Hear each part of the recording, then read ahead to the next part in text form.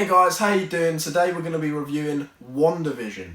This is the first ever Disney Plus Marvel show, and it's about Wanda's tragic trauma of losing Vision in Avengers Infinity War and how her powers deal with this, creating this massive pocket reality that she doesn't even realise she's controlling, which all leads up to a massive reveal of Agatha Harkness, who has invaded this false reality and is here for Wanda's powers and to find out who she really is. This show is mainly about the connection between Wanda and Vision and really establishes them as a groundbreaking couple in the MCU and probably the best relationship, romantically that is, in the Marvel Cinematic Universe.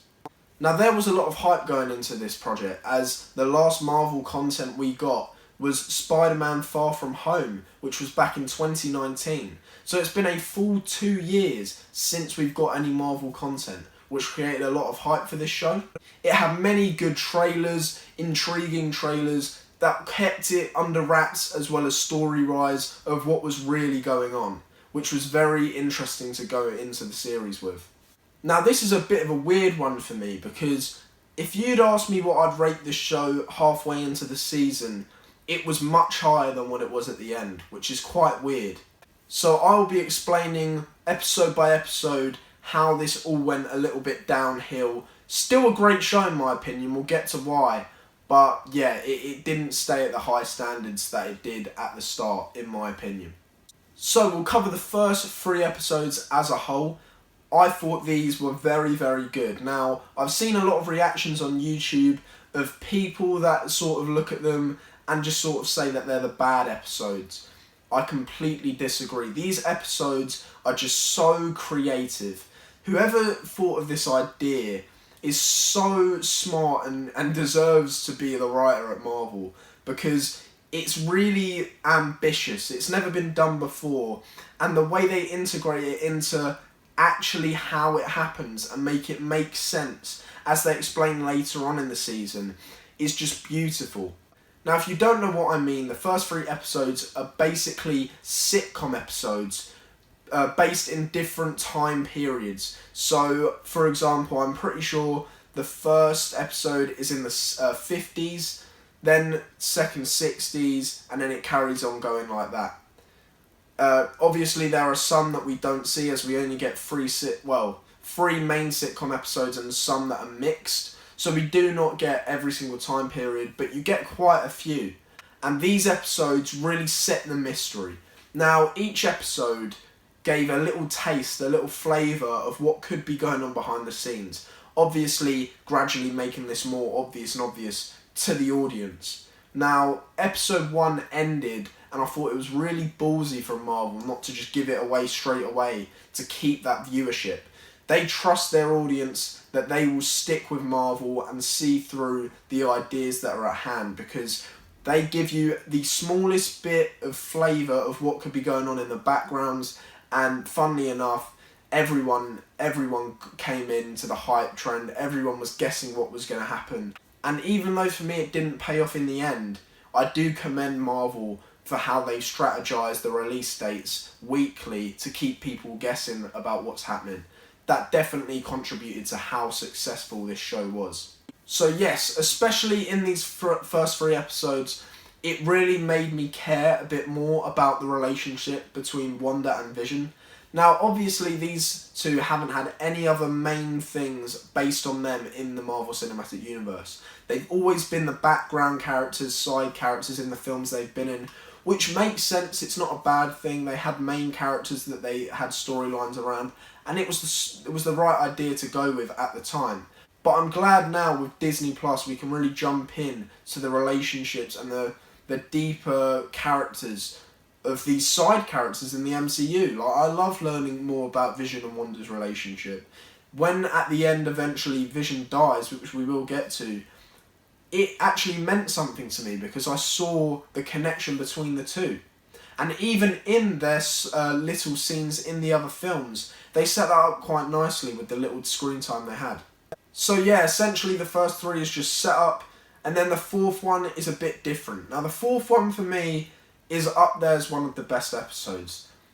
Now, going from that sitcom, mysterious sort of type of episodes that we've had previously, this one switches it up.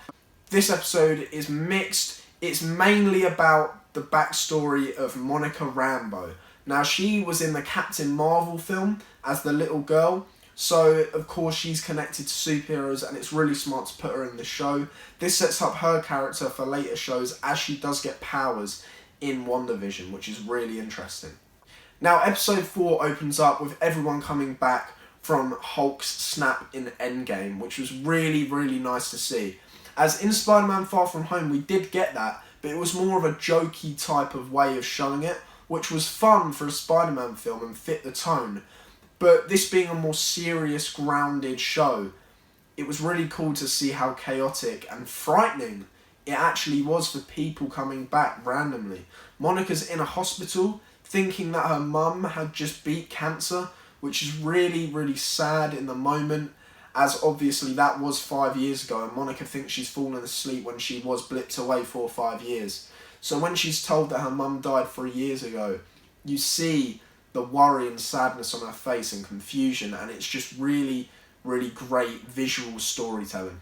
Now, this episode keeps going on, it keeps explaining what's going on. The organisation's sword is introduced here, which could have been more interesting. It was okay, but yeah, I thought they would have done a bit more with that. Anyway, this episode ends, I'm pretty sure, with Monica being kicked out of that reality, and yeah, that sets up the next episode. Now, episode 5 for me, I'm pretty sure is my favourite episode of the season. I believe this is the one where Quicksilver, which we will get to, is entered here from the X-Men universe. Now, it isn't actually from the X-Men universe, which really, really annoyed me when we got to that, and we will get to that. Oh my god, I have so much to say about that. But yeah, when he's entered here, it made fans around the world so excited, as this was supposed to be the first part in a 3-part multiverse trilogy, loosely connected obviously, but it starts with WandaVision, then Spider-Man No Way Home, then Doctor Strange in the Multiverse of Madness. So when that X-Men Quicksilver popped up, it made fans so excited. Now, they did screw this up later on, but for now they had every fan on strings, and I must say I was really, really at a peak excitement for this show after this episode ended. Now, that's not only why this episode's my favourite. There is an exchange that Vision and Wanda have in this episode where Vision is tired of being controlled. He's uncovering what's really going on here. He has a loose base idea that Wanda is in control of all of this, which later on we find is true, but Wanda wasn't as aware of how in control she is as she actually is. She actually didn't know how much control she had over this reality. But there's an exchange where they're going back and forth with each other, and I really felt the stakes, and I felt the connection there, and I felt each argument, and it was just really, really great storytelling. Great acting from Paul Bettany and Elizabeth Olsen. She, especially in the show, is amazing, but Paul Bettany does great as well, in this scene especially. Right, then, if I'm not mistaken, this is where the show sort of fizzles out for me a bit. Episode 6, in my opinion, I'll be fair, is actually okay. Still building the mystery. This is a Halloween episode, I think. Set in the 2000s, which is really cool. Now, I do forget the show that this sitcom episode was based off, but it's Malcolm in the Middle, that's it. And it was really, really interesting, really fun episode, and we just sort of got more and more into the behind the scenes, and Vision still uncovering what's going on and uncovering the mysteries, and having a really, really weird exchange with Agnes, or Agatha Harkness that we later on find out, who has infiltrated this reality. Now, this tricks many people into the idea that Agatha is actually a normal person that has been controlled by Wanda, as Agatha did a great job of hiding the fact that she is completely free of this fake reality and is in full control of her own body. This is obviously because she is a witch, which we find out, I believe, in the next episode or the episode after that. I believe that's episode 8. But in episode 7, at the end, we find out that Agnes is actually Agatha Harkness, a witch from the comics, who we see at the start of episode 8, her backstory. And it's really, really weird seeing witches in the MCU. But it kind of works for me and kind of doesn't. It's weird that they haven't shown up till now. It's a bit convenient, but you sort of have to believe that. But it was cool seeing, you know, the powers and the drainage and all the different skills that are required. And as Agatha says, she's been learning skills and spells for however many years, 400 years or whatever it was. And even she can't come close to what Wanda is doing, which really ups how you view Wanda's power set and makes her seem even stronger, especially when Agatha in the finale says that she's stronger than the Sorcerer Supreme, who is Doctor Strange. And we've seen that he can go toe-to-toe with Thanos. So it's crazy the level that Wanda is on. So yeah, there is a song number at the end of episode 7, I believe, and it's Agatha All Along. When I think about this, and it's like, it's really irritating because it's not Agatha all along, like, at all. The very next episode, it opens with her explaining that it isn't her at all. She was just attracted to this place as she's seen the power and she wants to know what's going on. So she's literally, it's not Agatha all along, it's Wanda all along. Her powers let loose after she's being hit with a sad moment in her life, with another sad moment, with another sad moment, and all of this anger building up and building up and building up, which is the second to last episode, which is a great episode in my opinion. And you just go back to flashbacks of her getting her powers, her in the Avengers compound. It's just really great, them showing us how much she's genuinely been through. And we'll talk about the first one, which is her as a kid. And it's really cool because in Age of Ultron, it's touched on that her origin story is that she was sitting with her brother and her her dad and her mum, and a Stark Industries bomb goes through her building, making her join the Hydra program and volunteering for powers. Because realistically, you would, if that's Stark Industries bomb that's just killed your parents. What are you left with? What are you supposed to think? Like, honestly, it really shows you how much of a problem Tony was early on in the MCU. And it's really cool to see how he's changed. And it just gives you that much more love for Tony. But that's another thing. And especially another one that was great, which was her getting her powers from Hydra. Now, I don't know to this day what to make of this scene. But it sort of looked like the stone chooses her. Because in the previous flashback, when she was a kid and the Stark Industries bomb was there, it hinted that she did already have powers. And that's maybe how they're going to introduce the X gene. Obviously, they now own Fox, which owns X-Men. And they're bringing them in later on in the MCU. But they hinted that she did already have her powers, which we never knew before. And it hinted that the stone chose her to further her powers, and not only that, make her the Scarlet Witch, which Agatha name drops in that second to last episode as well. Now, the Scarlet Witch isn't just anyone can be a Scarlet Witch. For me, in my opinion, it sounded like a title, like a prophecy, that this is the biggest, baddest, most powerful witch about. And Agatha looked genuinely frightened by when she realises that this is the Scarlet Witch, and it builds Wanda's character even more. Now, this is where the show kind of gets off the rails for me, and I lose a lot of my love for it. At the time, leading up to that finale, I would have given it a strong high 8, but it dropped to a 7, because this episode is so disappointing for me.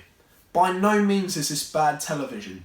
Put this on any other site, any other franchise, and you'd love it. You'd be so happy with it. But, okay, let's go into why this is disappointing for me. First of all, they've been building up this Hayward, Director of Sword character as this generic bad guy, and he just is. He's just a businessman who wants the Vision's real corpse to just be a killing machine, generic villain. And although it's cool to see White Vision versus, Wanda's Vision, that's a cool scene, and I do like the way it resulted with them actually talking as intellectual people, because that is how Vision and Vision would solve a fight. That makes sense. So in that respect, that's one aspect of that episode I really liked. But then White Vision disappears and we never see him again, even in the post-credit scenes. So it's like there's a lot of loose ends just not tied up. And with this Hayward character, he's just so cliche, generic, and stupidly evil that you're telling me that this guy who was normal at the start, was literally having a normal conversation with Monica Rambeau, was shooting at young kids. No way. No way he would do that. Ever. And it's just so generically, bad. Even for Marvel, they've done this, for 13 years now? That's like a Incredible Hulk type thing. Don't do that in 2021. It's just disappointing that they made him that generically cliche. Also, Agatha for me was a bit of a letdown. Now, I know a lot of people really like Agatha, but I'm sorry, she's not interesting to me. We only find out about her in episode 7 at the end, that she's behind it all along. And then that's debunked and made irrelevant by episode 8, when we realise that she's really not behind anything at all. She's just like a crappy witch that can only make a, bug into a bird. What is that? What is that? I'm supposed to be scared of that? I don't care. And then in the finale, she really doesn't do anything. Now, I know a lot of people find the action scene between Wanda and the witch very interesting. And I'm sorry, I don't like that either. It's literally just CGI throwing magic balls at each other, and then Wanda giving her powers and her absorbing it. It's so boring to watch. The Vision fight was interesting. There was different power uses, Vision would phase through, and then later on White Vision would capitalise and learn from his mistakes and see what Wanda's Vision did by phasing, and then tries it himself. Little things like that is just really interesting. And the fact that they resulted it by talking intellectually is just shows that they know how to write good fight scenes. But when it's literally just Wanda and Agatha just throwing CGI balls at each other, I'm not finding that engaging. In my opinion, that's not engaging storytelling.